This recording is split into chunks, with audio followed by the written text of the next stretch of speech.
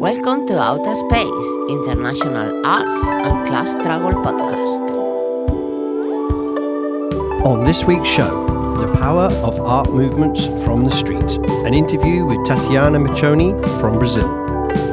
And this week in the space station, for our commentary, we have, as usual, Paul Paranoid.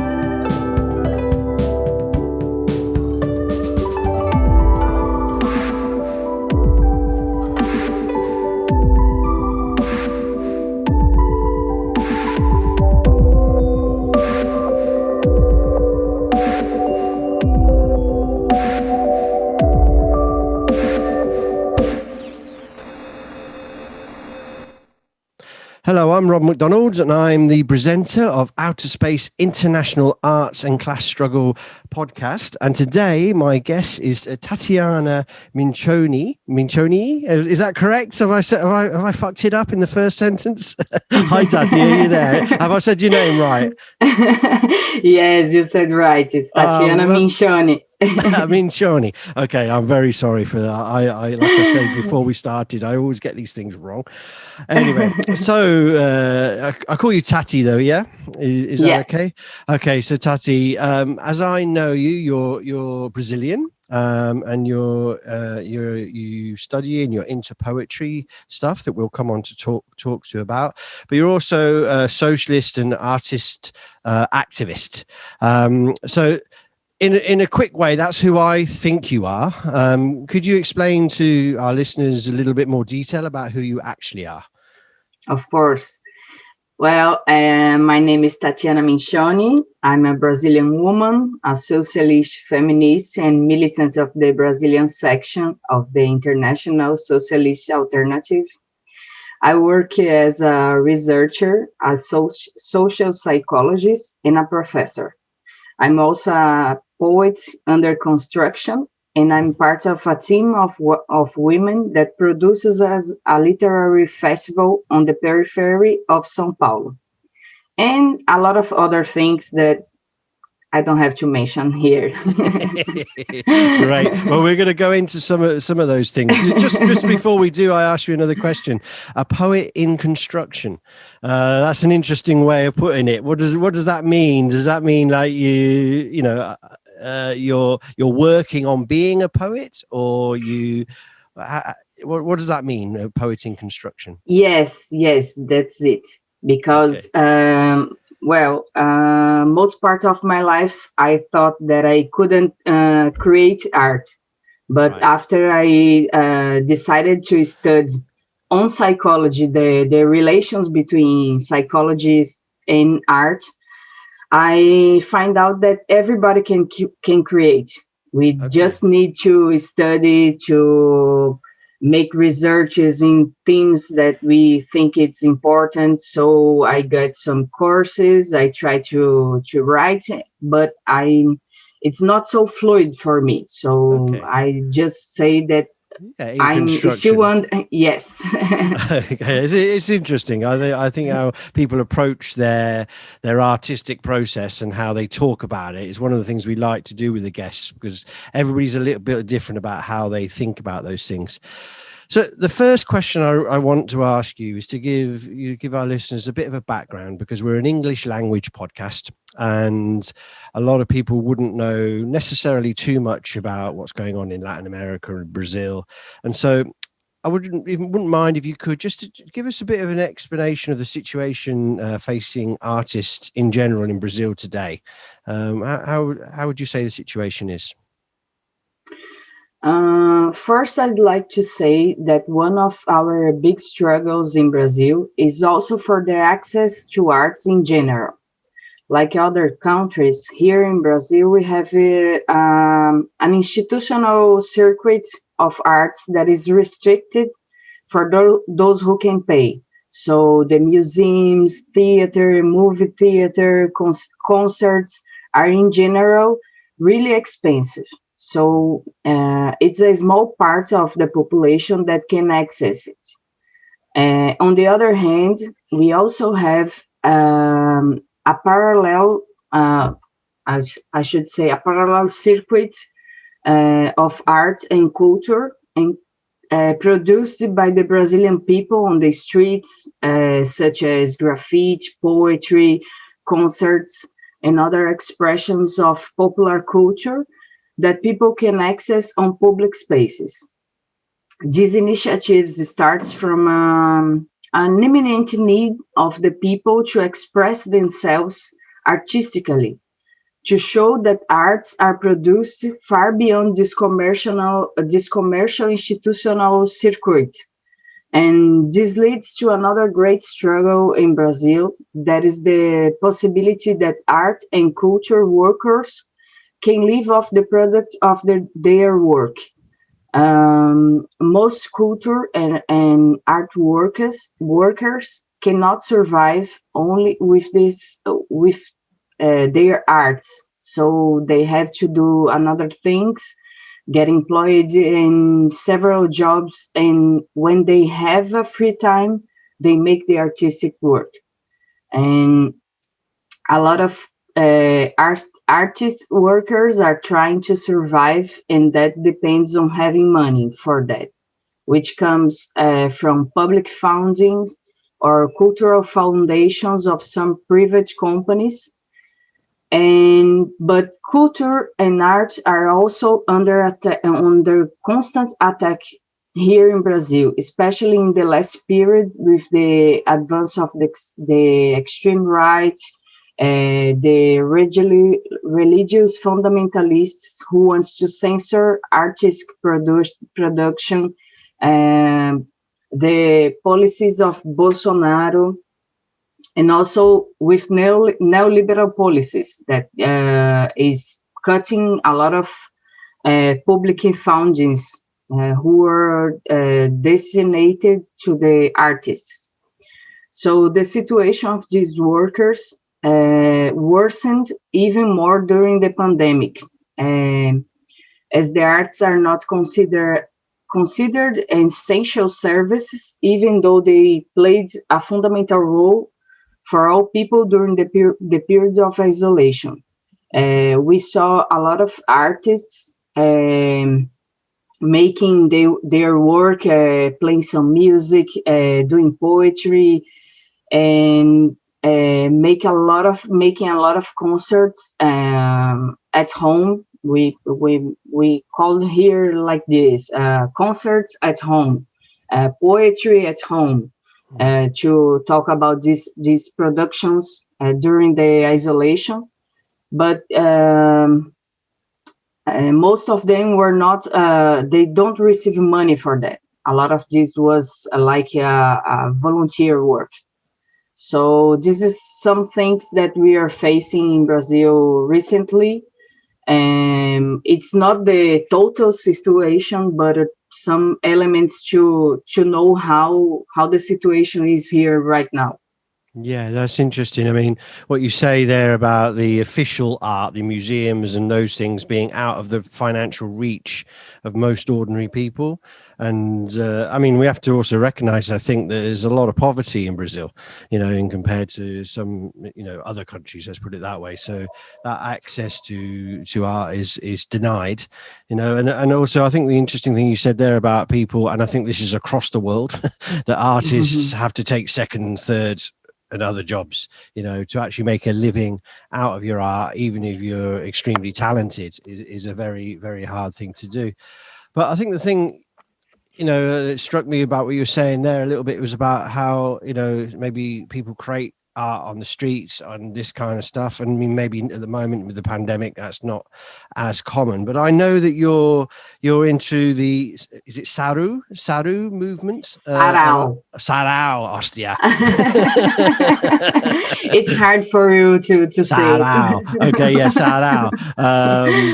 Which is interesting. I mean, maybe I'll let you explain it to the listeners a little bit more rather than me, because obviously I can't even say the word properly. So I think me explaining a little bit won't be that good. So give us some explanation of what that is. Sure. I really love it, Sarau. I know you can hear me like saying, what the fuck is she talking about, but Yeah, what's but it's Sarau? what's Sarau? But it's really interesting. But I recently finished my thesis on PhD about the power of art in context of poverty. But when I say power, I'm saying more about the potential things, the possibilities that we can do. Yeah. So I've studied especially the Sarau do Binho.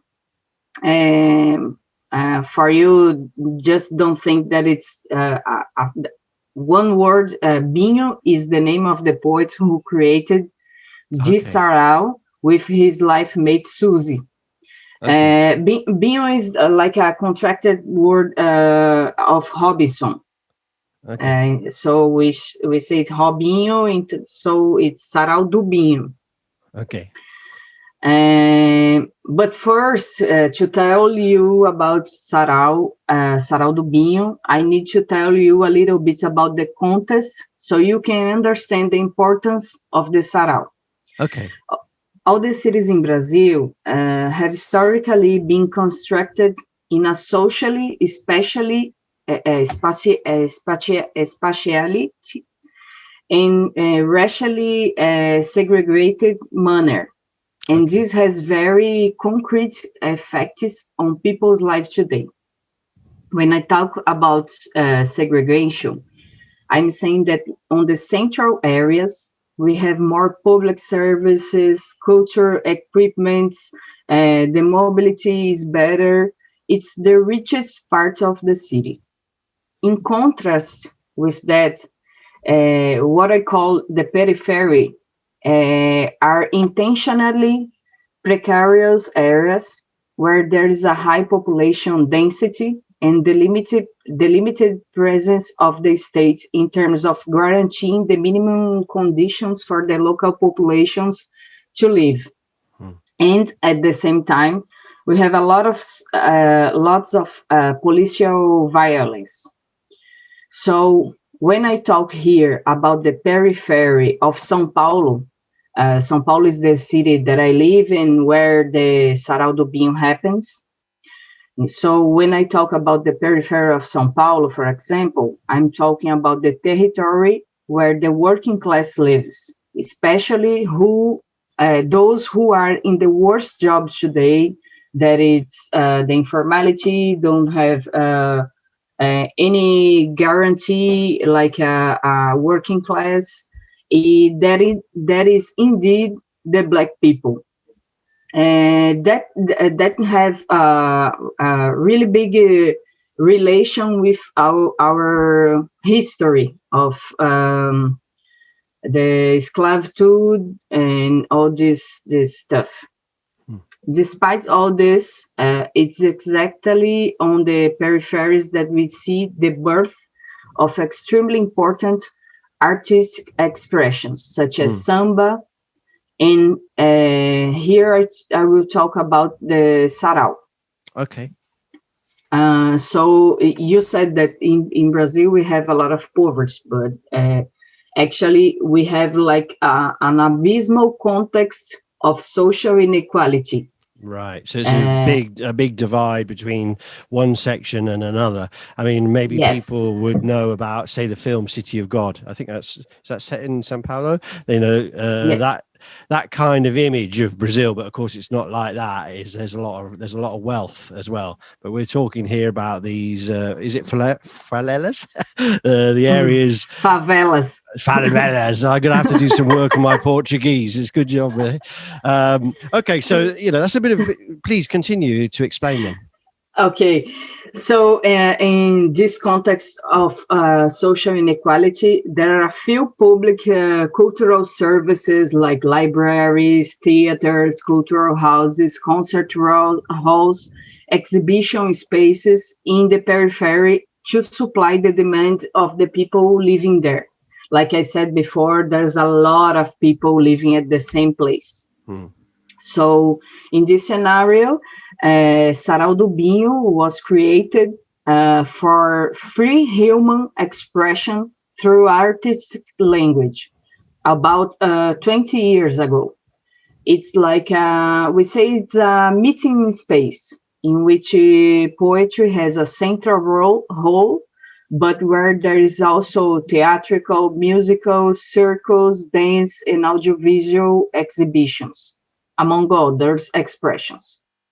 It's a self-organized space created by the people from the territory of the periphery and destined for them, with bets on the power of the peoples of the peripheries and on human development mediated by the arts. When I say that it's important when I say about the self-organized space, it's important because in these areas in Brazil, like periphery or favelas, like you said, like City of God, uh, it's really common that people from outside of these areas get in there and do like volunteer work or do some intervention with the university. So this is really important because it's like something that is born from the neighborhood, and it's destined for the people from the neighborhood. It's so really organic. Like I think that emerges from the need for the from the people. So Sarau do Binho was held for years in bars, one of the few spaces for sociability strongly present in the periphery of Brazil, but especially in São Paulo. But now we made Sarau do Binho at schools, on the squares, and other cultural spaces and associations. Binho and Suzy, they had a bar, and like they saw that they want to do more on the bar than just sell drinks. So they found in this kind of meeting, the Sarau, the people get together to say poetry, the people get together to talk about their lives, to say, the day today was really fucked. I got a bus completely full of people, and on the periphery, the people get like 2-3 hours to get on their to go to their jobs and got home at the end of the day. So it's a lot of problems on the everyday lives of these people, and this was this the existence of this meeting space is really important, especially after 21 years of military dictatorship. And when the people couldn't get together, make a meeting, talk about, get organized or make something collective. So the Sarau is a meeting. The Sarau is a meeting that created for the expression of historically subordinated people. On the Sarau, the people from the territory can have open access to arts and culture of humanity, because the poetry is performed, is made in an oral way and with the body. So even if you don't know how to read, you can access the literature. And the analphabetism, I don't know if I created this word right now or if it exists, but it's really big here in Brazil. The people who don't read, the people who don't know how to write in a formal way, going to school. Illiterate. Well, this you have your problems with words, and I have mine. Yes. Well, so this made big transformations. The whole thing with the Sarau, the people got more interested on reading. Most of them had returned to school to study, especially the elderly people. A lot of young and elderly started to create, to write, to write poetry, to express themselves with poetry, music, and other artistic expressions. So the Sarau put the poetry on the streets. And this is really important, especially because of what I've said before of the access to arts and for the expression of these historically subordinated people. When I talk about this, the historically subordinated people, because maybe you see a lot of stuff about periphery, about favelas, about the violence, about all the problems that we have there, but in general, the journal, the periodicals, the people in general don't talk about the most important things that we see on these spaces. That is the solidarity between the people. The people get together and help together, just exactly because they don't have too much. They share a lot of things. So in this space, we see a lot of collective movements that it's really organic from these spaces. So this is really important. And these people, when we say that uh, the people who tell and who wrote the history of Brazil, they only talk about the winners, the Yeah. who dominated the others. But now when we have the people that it's on the basis, the poor people saying what they really live, what it's the everyday lives in these places. They say like from inside. Mm. They had a vision that it's from inside. So they say they talk about violence, but they talk about love too. They talk about solidarity. They talk about uh, um, the bus that we have to be on like 2-3 hours, but we talk about how the people help each other on the bus too. So there's a lot of more things than just the discourse of violence, of what they don't have. I don't know if you understand me, Yeah, no, but I it's think really important. Yeah, no, I think what you're saying is fascinating. I mean, for me, it strikes a chord that what you're talking about is kind of folk art, as art was historically, and an art that also this idea that art is somehow, it's something that we go and buy or something we go and see in a museum. It's not Yes, that yes, isn't art. Art is, as you said, human expression. And here we have a situation, where, okay, so people haven't got much money, but actually it sounds like the cultural artistic expression is high, compared yes, to what you would see in, say, a rich area where everything would be bought and plastic and on the walls. yes. Whereas here we're talking about human beings, which for this podcast is one of the main things that we say, that art is just the struggle to be a human being. That's all it is in the end of the day. And what you're reporting here is the real thing. And I think that, it's really, really fascinating. I mean, I know that you're involved in a festival, and I wouldn't mind you talking a bit about that. I'll get the words wrong for this as well. So it's Feira Literária de Zona Sul, FELIZS.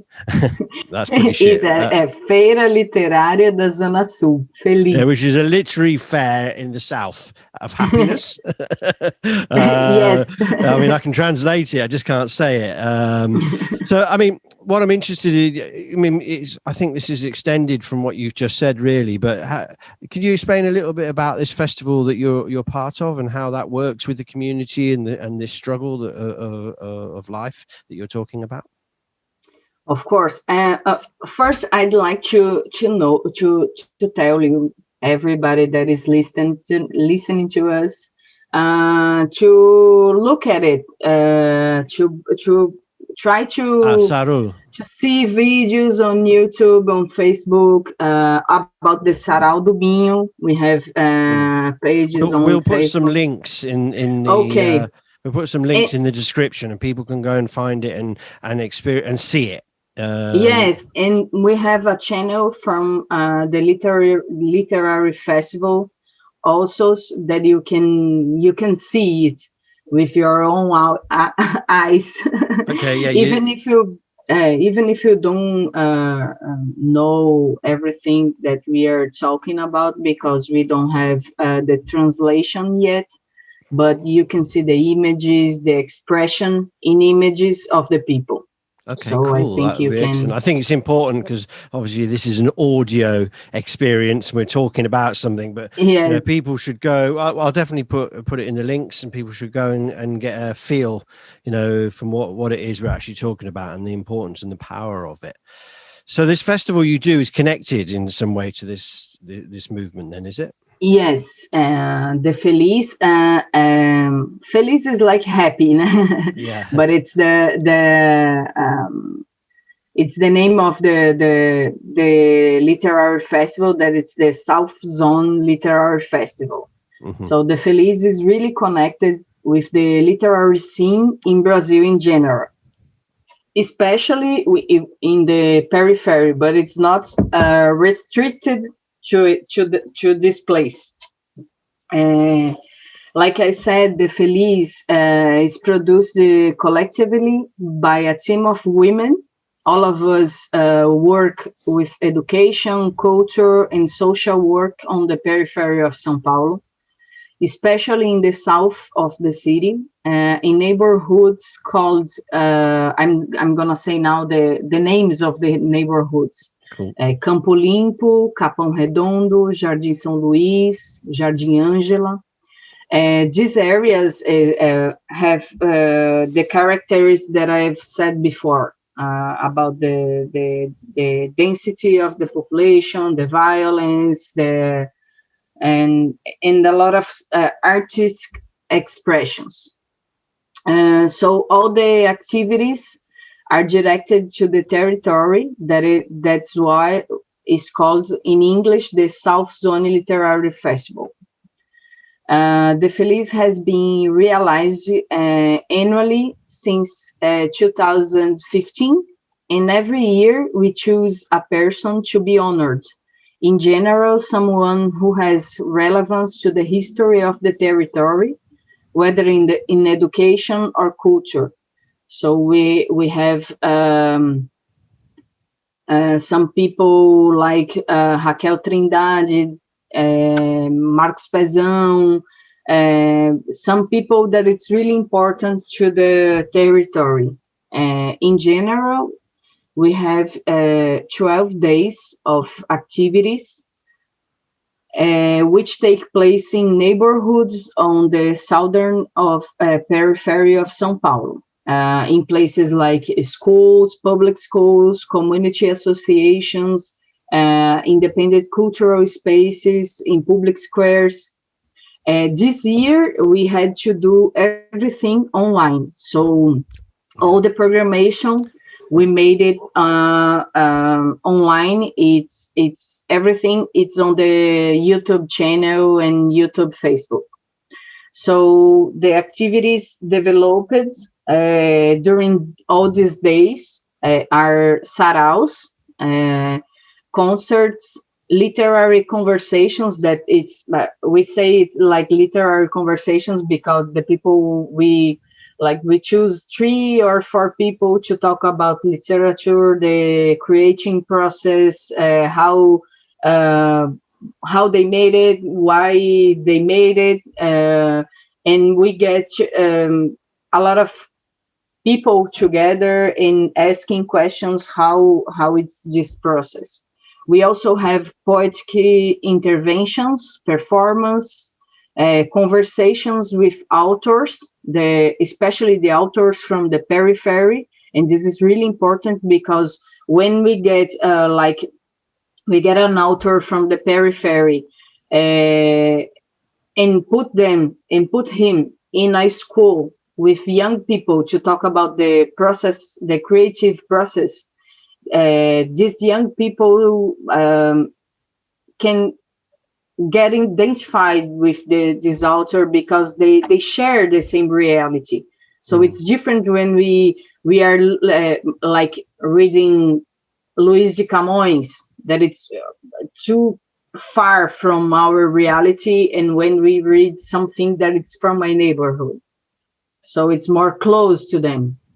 And we also have exhibition of visual arts, exhibition and sale of books by independent publishers and artists. It's a really important moment to share what art and culture workers from the periphery of São Paulo and other parts of the country are doing with artists from other places. It's also a time to reflect on what is being produced and to think about what we want most, how we can go ahead. We we we we are trying all the time to survive. We are trying all the time to do another stuff to get more, because we think this. That's why I talk about the power of art in this connection with the possibilities. So how we can go ahead about what we have been doing all these years and what we can do more. So all the activities are free and have a wide participation of people from the neighborhoods, include being used as a training space for public school teachers. So FELIZS has total connection with the community and with the struggles of the territory, because the intention is precisely to promote improvements, mainly in what is generally denied to these people, such as access to books and literature, promoting cultural activities for free. Also, the artists from the territory perform and earn money from it, promotes access and diffusion of culture, occupies the public space with art, subverting the violence of the city, allows us young people to recognize and identify themselves with artists who are also from the territory, like I said before. It encourages people to create, to imagine, to think about other possibilities for their lives. So this is very important, especially in a context of precarious life, in which people are constantly subjugated and many of their rights are denied. So it's a process that really changes lives. Imagine, Rob, we already had FELIZS that we had a total participation of almost 5,000 people of all ages accessing art democratically in your neighborhood and for free. So this is really important. And FELIZS also make a connection between artists from the peripheries of the entire city, and this allows articulations for works and partnerships, in addition to enabling political articulation around important guidelines, such as public funding for art and culture, with part of the budget dedicated entirely to the periphery, the creation of public policies for culture, among others. So this space can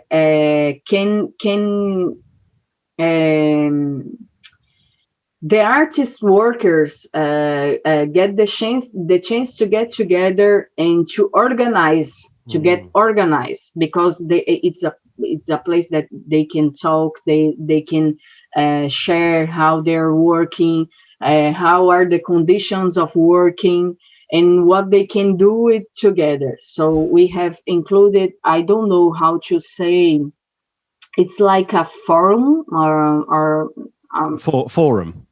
yes, it's like a forum that was made by this historical movement of Sarau, that the people, the artists, workers, get organized and make pressure on the state, on the council, to get money from them, to get public funding for their culture. And they get like a law that a law. Uh, it's a law for public funding for the culture of the periphery. So every year we have like I don't know how to say. It's like, it's not a competition when the people have to It's like submit a project. Yeah, you go and you do a proposal for some grant money to produce some art. Yes, A and bursary. I said that, I said the competition, but that's really unfair, because in reality, the people who have the artist workers who have so a few we have so, it's not much money that we have some from state for public funding. So it's really a competition, because we have a lot of people producing arts, a lot of great stuff, but it's not everybody that gets the public Of funding. course, yeah. I mean, it seems to me that actually, when you're explaining this festival, it feels more like a political movement than an art movement. Yes. And listeners to the show will be happy that I didn't interrupt you, because I do have a habit of interrupting our guests, and I didn't, because actually, what you're explaining here is a fascinating but a fantastic example of if you like, self-organization of communities around using art as that formula, but from it, no doubt, spinning all sorts of interesting and important political things and struggles, and so I mean, yeah, it's wow. It sounds like I'm going to have to come to Brazil at some point. Yes, of course. After the pandemic, of course, I would love to. Obviously, that's a financial question as well. Plug for my Patreon. So wow, so there's a lot there, Tati, to think about. But so there's artists who are struggling, they're creating their art and these kind of things, but obviously the big question comes down to, this is art struggling to be free, but it's not art being free, Yes. and really, is it even possible and for ordinary people under capitalism to have free art, and how do you think that we could, how do you think we need to fight for free art under capitalism? Is it even possible, is what I'm saying. How do you think that relationship works? Because there's one thing, people struggling for it, doing these festivals, but what's the reality of the situation in your mind? I think the arts can make us feel free in different ways. The contact with the arts makes it possible to open up to other possibilities in life. And I'm saying here, from a psychological view, like I said. So the arts open up to other possibilities in life, because the arts provoke people to imagine, and imagination is an extremely important psychological process that allows people to imagine other ways of living besides what's concretely imposed by material conditions. So imagination is also the basis for creative process. And it's precisely through creation that we can transform the reality. So the imaginative and creative activity provoked by experiences with the arts are fundamental for us to transcend what is set and create new forms and possibilities of existence. So if we think about a person in prison who creates some kind of art, or the same person who read literature or play some music, when this person is doing that, he or she can experience the freedom in a certain way, because it's possible to imagine, to get out of it. But at the same time, the conditions of the prison are still there. So I think that is the same about the arts in capitalism. We can experience a sensation of freedom. We can feel it creating or hearing a poetry or doing a performance or making a big sculpture like you do. But the ordinary people are still trying to survive every single day. I talked before about the situation of the artist workers, that they have to fight to get some money, that in most situations they have another jobs, and the creative work is only made it when they have some free time, because capitalism doesn't stop his machine of destruction. And the concrete situations are very bad for ordinary people in Brazil. Like I said, we have an abysmal inequality in Brazil. But and for ordinary people, and from and for the ordinary people, we have samba, we have poetry, we have Brazilian funk, we have maracatu, coco de roda, that are expressions from the northeast of the Brazil. We have extensive production in arts, and the people needed these arts. The people need to express themselves with arts. They have to create under all these conditions. But the conditions imposed by capitalism are always limiting our potential. I have no illusion about capitalism. I don't think we can truly be free in this system. But I also think that the arts can play an important role in the process of transforming reality, because the aesthetic experience, the experience with arts can cause transformation in thought and sensitivity, and increases the ability to release conditions that lead us to servitude. And I really like Mayakovsky, that we say that the poets from the Russian Revolution, that he says, well, we have a doubt about it, but what I've researched, this is from Mayakovsky. The art is not a mirror to reflect the world, but a hammer to forge it. Yeah. So I think we can. I'm not talking about like using art to make something, but I think it has an important role in transformation. And I don't know. I think. Well, I don't know. No, I know what I've talked before. I don't think it's possible that arts can be totally free, or that we can be free under all these conditions, that it's killing us. It's killing the people all over the world. We see it every day on the periodicals, and when we get together and talk about it, we are from the same organization. We had this great opportunity to talk about it in the virtual Marxist University, that we had this section of the collapse and of art and culture, and all the situation of the artist workers in the pandemic. So we have a lot of problems in capitalism. So we need to get organized to fight against it, and to make another world, to make another form of life, but not under the capitalism.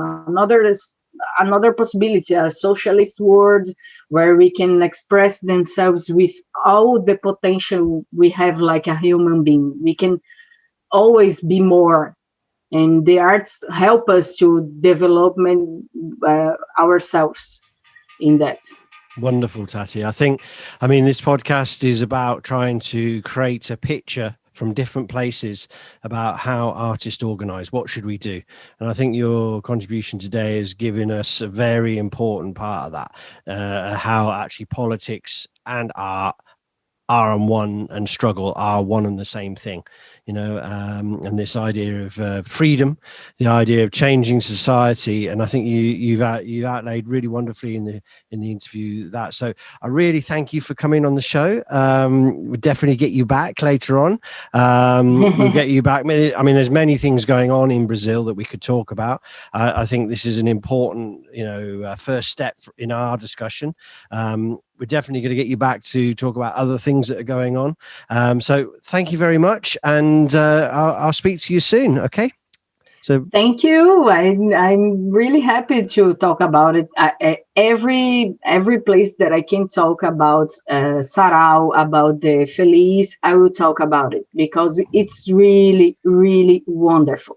Yeah, you really should see it. I'll give you some links to share with people so they can see with her his own eyes, her own eyes. No, I think an example like this has got to be shared as many places as possible, because I think it's talking about art as a human thing, art as a struggle. It's got so much going on with it that, first of all, more people should know about it. But actually, the way it operates should be copied, or at least adapted into different situations, because there's lots of problems in lots of places. And hopefully, as we go around the world a little bit with the international element of this podcast, we'll pick up more of these stories and then interchange them with other people, so that we can build a real revolutionary artist movement that can actually help to get rid of this fucking system. Yes. Okay, you take care now, Tati. I'll speak to you soon. Bye now. You too. Bye bye.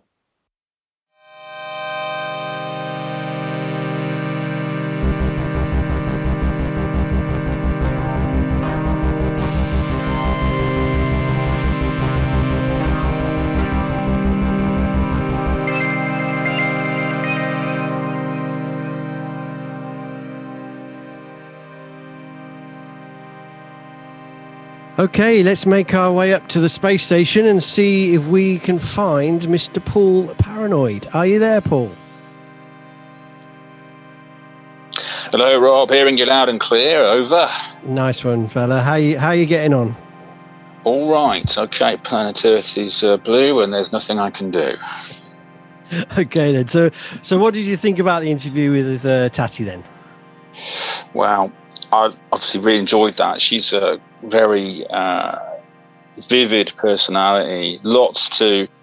Always reminded, listening to interviews from our friends in areas of the world that aren't as well off as my own, that they have challenges and concerns, that we don't. I certainly don't, and it always brings me up short, But overall, just another great, impressive interview, and we've got a few things I think we want to get into. I've got some notes here.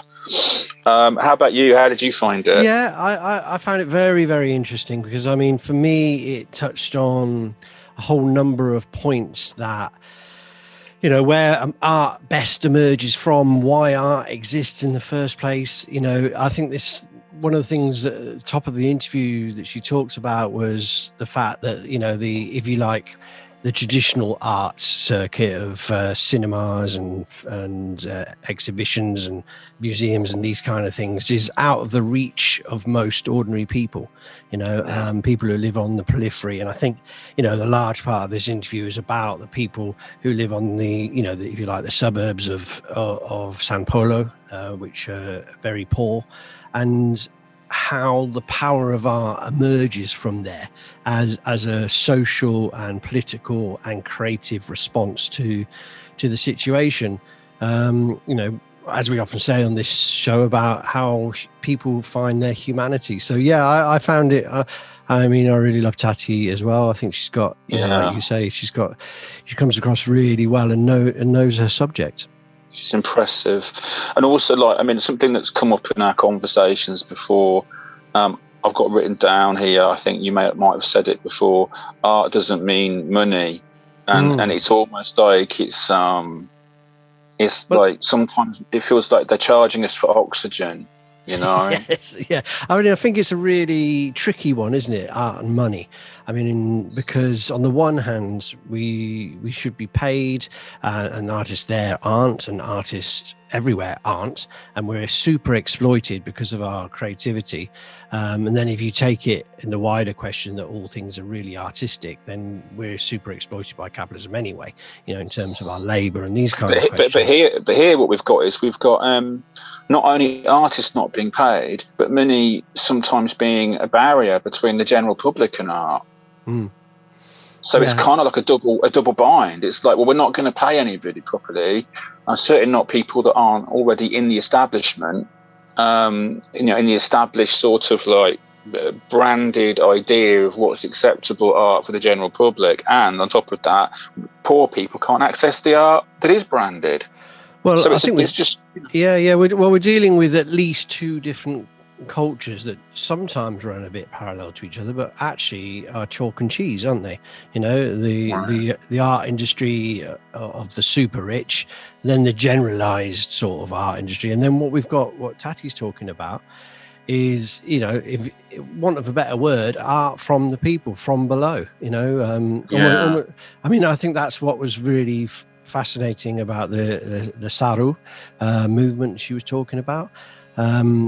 But yeah, this sort of what should we call it? That art is, at least for us here I say here, I mean as English people, art is very sent through the pipelines, isn't it? You know.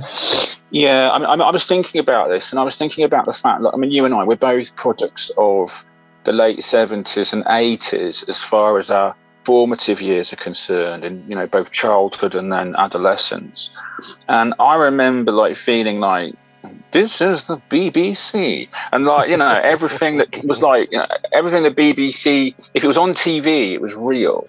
If it wasn't on radio, TV, if it was on BBC Two, then it was probably artistic, rather interesting for the ordinary man. If the teacher brought it to your attention, then it was regarded as legitimate. Whereas if it was outside of that realm, if it hadn't broken the water tension of being part of the television sanctioned community, then it was kind of amateur.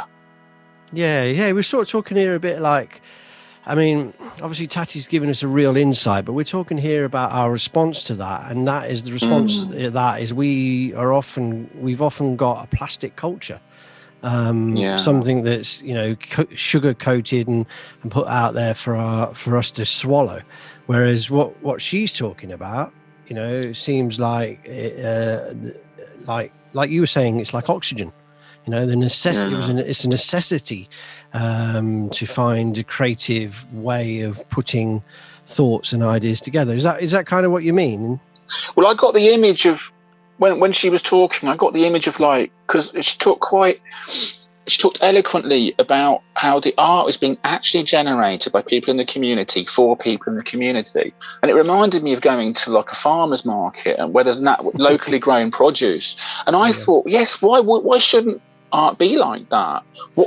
How did we lose contact with the idea that the artist in our community, or artists in our community, would be people that live within walking distance of ourselves, or certainly driving distance? Absolutely, it's a cracking point. Actually, it's a cracking point. You know why? Because around the corner is a really talented person from everybody, you know, but they never get seen or heard or have the time, or from whatever reason, their art isn't flourished.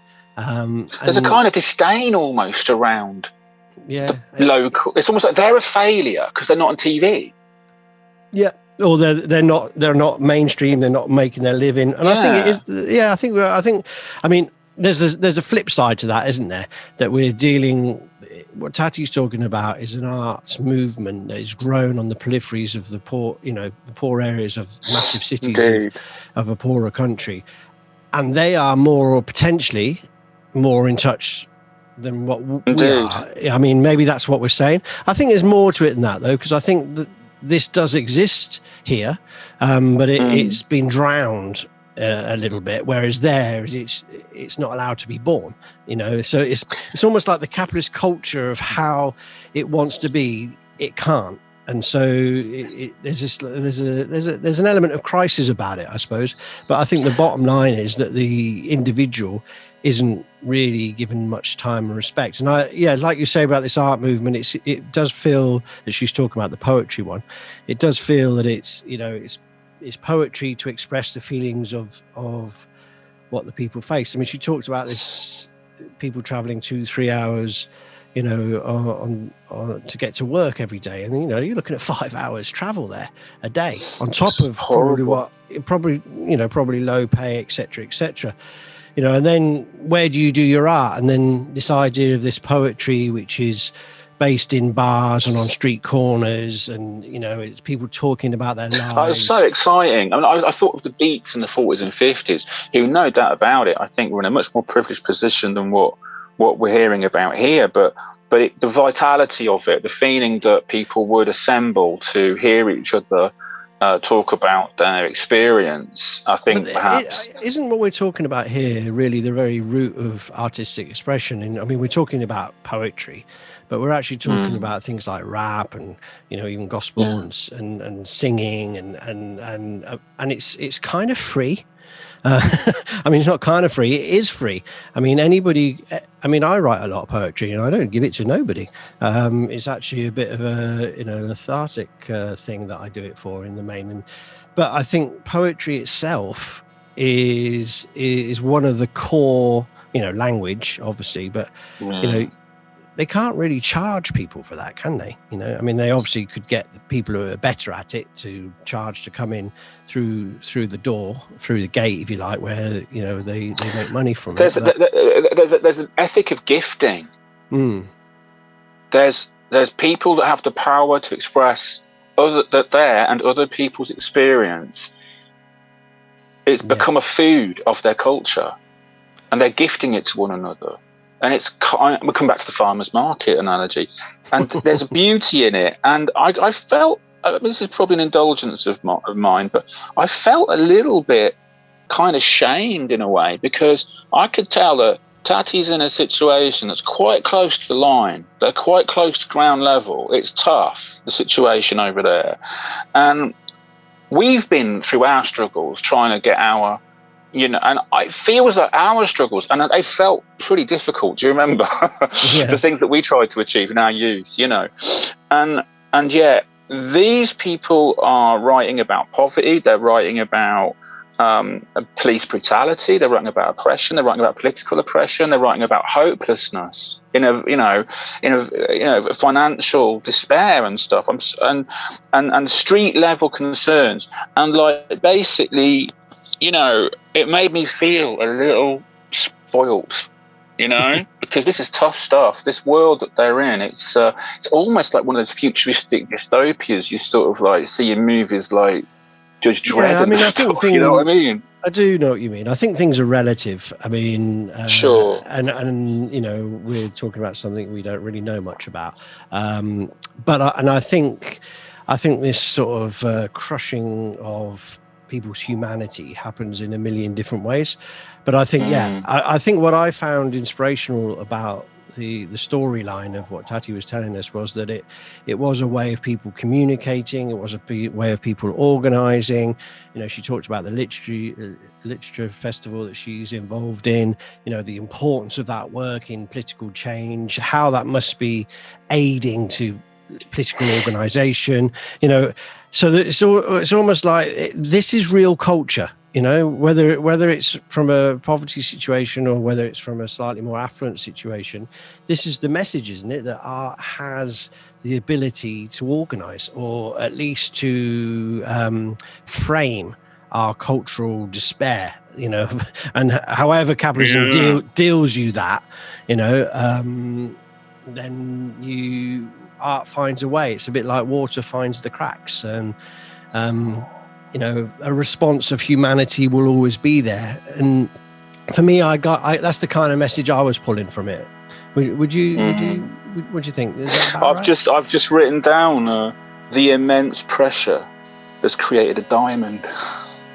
Okay, well, I think that immense pressure I think that's a good way to finish it, actually. The immense pressure creates diamonds. Okay, Yeah. Paul, I can hear Jonas is on us again. Good to hear you. Sure. And I'll catch you again next week. You take care now. Yeah, nice interview. Really enjoyed it. Take care. Yeah, it was Thank lovely. you. Take care now, Paul. Look after yourself. Bye-bye.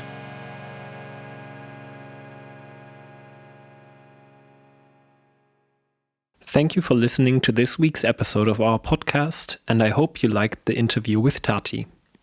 We don't have any music for you this week, but I would like to point you to the Sarau poetry that Tati mentioned in the interview and the festival Feira Literária da Zona that she is involved with. You can find the links to the pages of these projects in the description to this podcast.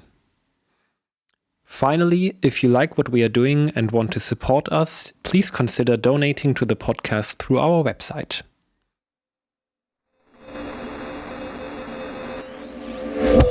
We hope you enjoyed the show. If you have something to say to us, then join our Facebook group or contact us at outaspace.com. That's outa-space.com. See you soon!